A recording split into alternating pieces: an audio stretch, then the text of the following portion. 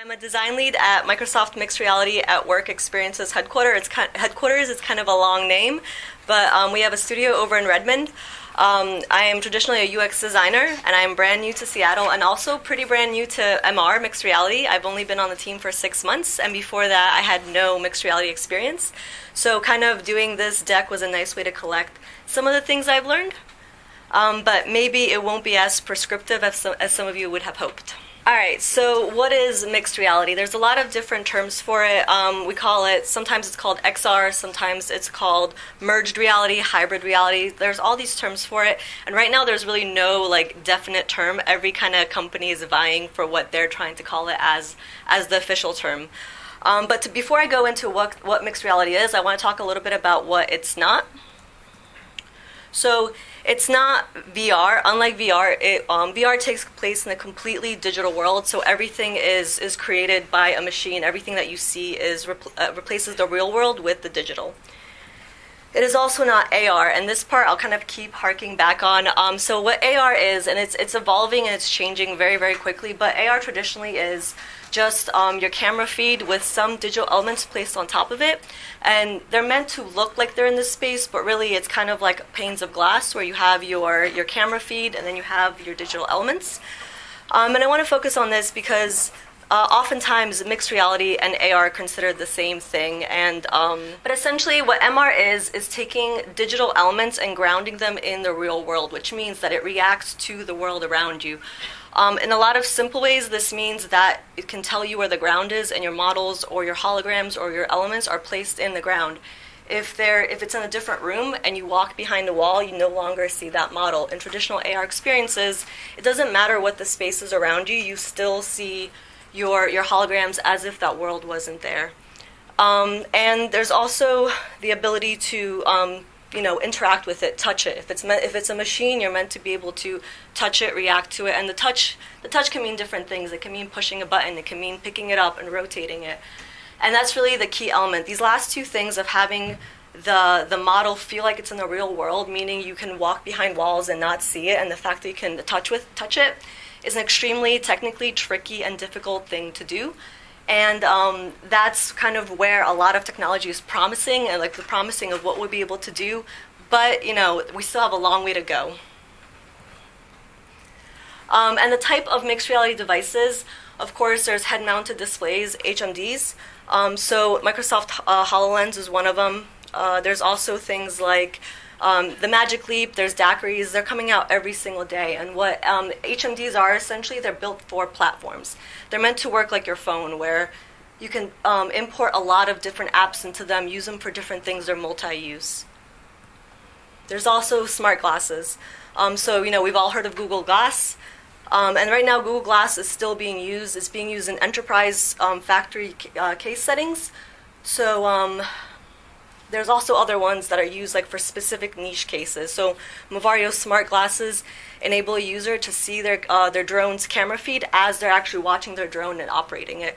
There's also glasses for cyclists where they can put on the glasses, cycle safely, but see their stats, see how fast they're going, see their cadence and all this other stuff. So smart glasses right now are mostly used for niche use cases that are just that one thing, and it's built into a small, lightweight, head-mounted device. And there's also mobile devices with ARKit or AR Core, and this is essentially tablets, phones, where you can usually overlay some kind of element, and the level of interaction depends on device and how deep the technology is, but it is considered mixed reality if it follows these certain rules of having the digital elements on top react to the space that it is in. So how does one apply the UX process to this? And right now when we apply the UX process, we think mostly should this be a desktop app? Should this be a mobile app? Should this be an app? Should this be a browser-based device? And in the world of mixed reality, the questions kind of expand as to what is this going to be used for? What is the end result? How are we supposed to help a user and make this easier than before they had this thing attached to them? And like traditional UX design, it's all about the constraints, understanding what will make the person not want to use this, what will make their life more difficult if they have to do an extra thing. So one thing we talk about a lot at Microsoft is hands up, hands free, and you're going to be hearing this more and more often. So the big thing for HMDs is to enable workers to not have to use their hands, whether it's because they're wearing thick gloves or because they're using both of their hands to complete their task, or just because they're holding other things. So the whole point is being able to activate different kinds of apps with, something like tapping the air or using your gaze or even using your voice. So thinking of different interactions to free up your hands. One of our HoloLens apps that's out right now is called Remote Assist, and and this is kind of a screenshot of it. And the big kind of benefit of it is if you're a worker that's on the front lines, you notice a malfunction, you don't know how to fix it. Using your voice, you can call an expert that will be able to see through your view and tell you exactly what to do and even draw in your field of vision, so that way you can say, okay, connect this line to this line, this is the problem, and literally draw arrows. So that way, instead of flying someone in, you can actually have that happen while that person is sitting at their computer, at their phone, whatever they're doing, and the person that's on the field, without having to, take anything off, stop their workflow, can easily fix the problem. There's also the volume of the workspace. So if you're getting trained or learning on the job in a loud factory floor, having someone yell at you or trying to make you hear can be difficult and stressful. So a lot of the things that can happen is having, training happen while you're looking at the person training you and seeing what they're saying via text, or seeing videos of someone doing it, or again, someone pointing like this is what you're supposed to do. So loud factory floors are a big, big thing that many frontline workers have to contend with, and this is something that we're really trying to alleviate for them. There's also the social acceptance factor. Right now, if you ever see somebody with, say, an Oculus Go out in the wild, everyone notices, everyone looks at them and is like, oh, what is that person doing? Why are they wearing this? So understanding, is this something where if this person puts on a big, bulky device when they're out in the world, will this be something that draws attention? So kind of keeping in mind what's the least amount of thing that will distract others from their work. And also the device availability and comfort. Not everyone wants to put on a headset. Not everyone is comfortable. Not everyone's field of vision is the same thing. Different devices, they're trying to make them so you can wear glasses comfortably, but not everyone wants to do that. Also, if you're trying to do a sales presentation, you want to control it a little bit, putting on a device and saying oh, can you see this? Can you see this? Might break the smoothness of it. So kind of seeing what is the best device for the situation. And a lot of times when we see, the promise of what mixed reality will do, we see things like this. This is a part of a promo video from a new company called Spatial. There's a lot of buzz, there's a lot of backing for what they're going to do, and this is what we expect when we think of mixed reality. The thing is, though, once you put on your first mixed reality device, the thing you're going to notice is this is really how much you can see. Field of vision, or FOV, is a big thing we're contending with. AR devices, they don't have the freedom of VR, where you can kind of see as far as your peripheral vision will go. In mixed reality devices, the biggest constraint is that you still see your space around you, but you only see a small box of holograms. So here we have a hologram person kind of floating, being like, hey, remote collaboration. But if you look away from them and they move and you turn back, it can be really jarring. All of a sudden, that person has disappeared. So spatial memory in UX for MR is huge. People will not want to have this small, tiny window cluttered with icons and different things that move with you, especially in AR. When you have something that's device locked, when you move your head, there's these weird trails that happen, and that creates a discomforting feeling. Also, you can see the technology is not all the way smooth yet. So the way we've been solving for it and testing it out is the ability to place these big menus that may not fit in your field of vision and place them in a space. Spatial memory is kind of an amazing thing where you can have a bunch of post-its that you've been brainstorming, walk away from them, totally forget what you guys talked about, but look and see a slight picture and be like, oh yeah, we decided to do this. So we're trying to employ that in MR as well, where you can leave your menu someplace, go and do the thing and be like, oh, where is it? And look back and there it is. And you can also call it to you and rearrange your space as you work in it. So definitely making spatial memory of the space you are in and capitalizing on the fact that you're grounded in real world work for us as opposed to against us.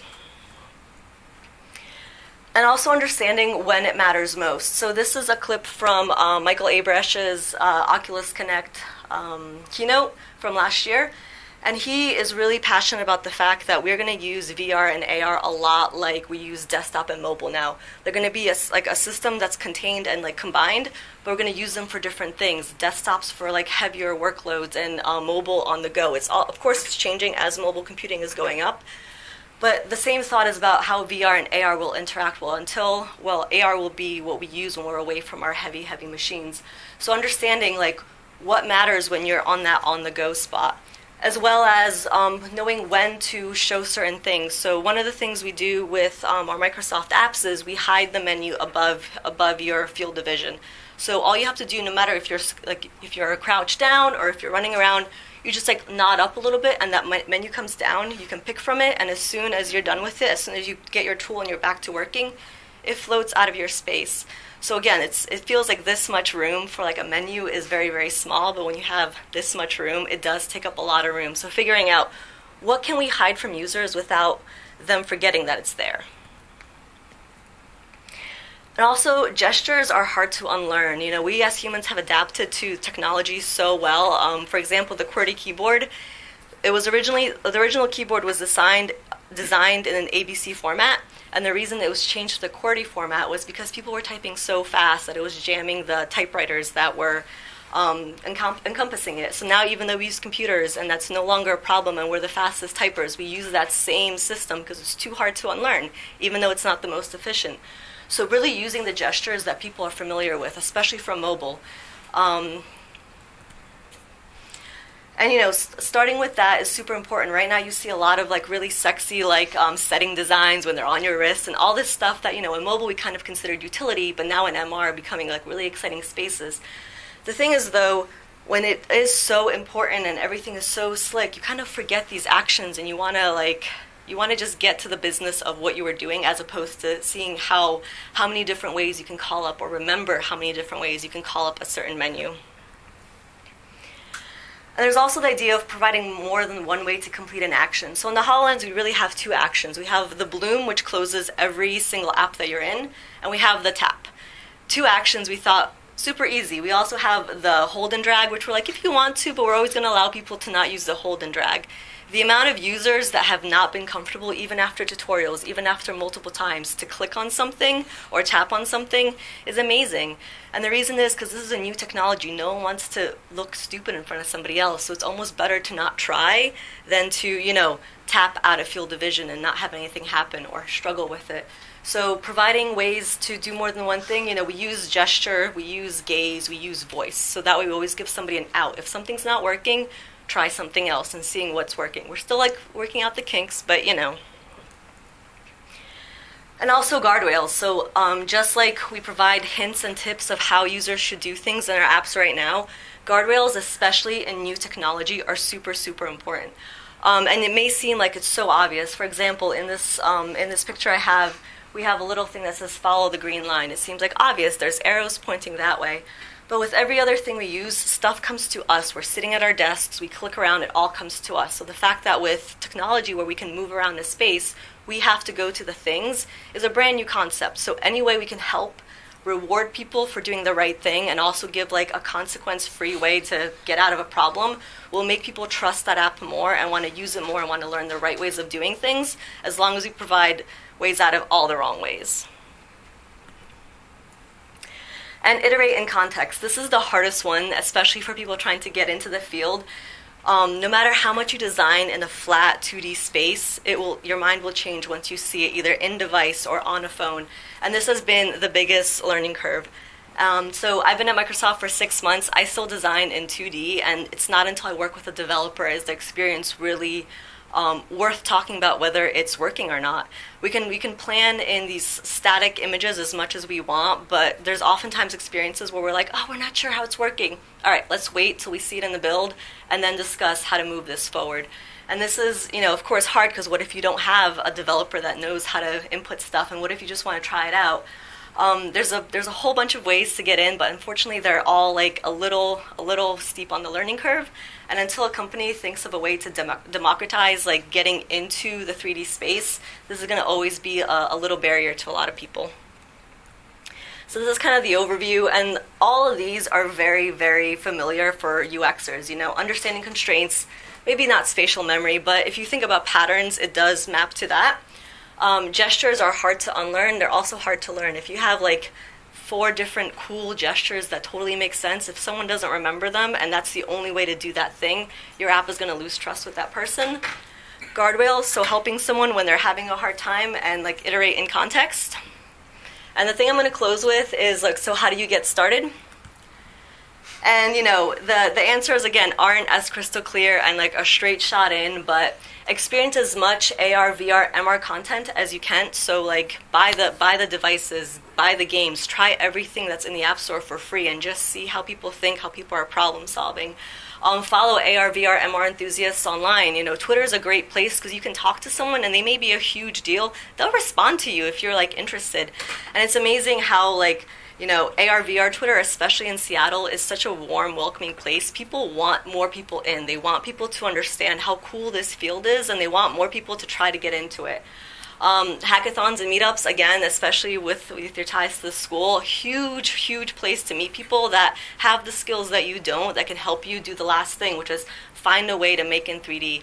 So right now at Microsoft, I'm learning Unity, because that's what we build in, through teaching a class on Unity. So I'm learning 2 weeks before I teach a lesson, and it's honestly been the only way that I've actually had the accountability to keep learning. So find any way just to make an AR, and a lot of times hackathons and meetups are a great way to find somebody that can give you that accountability and like push you further.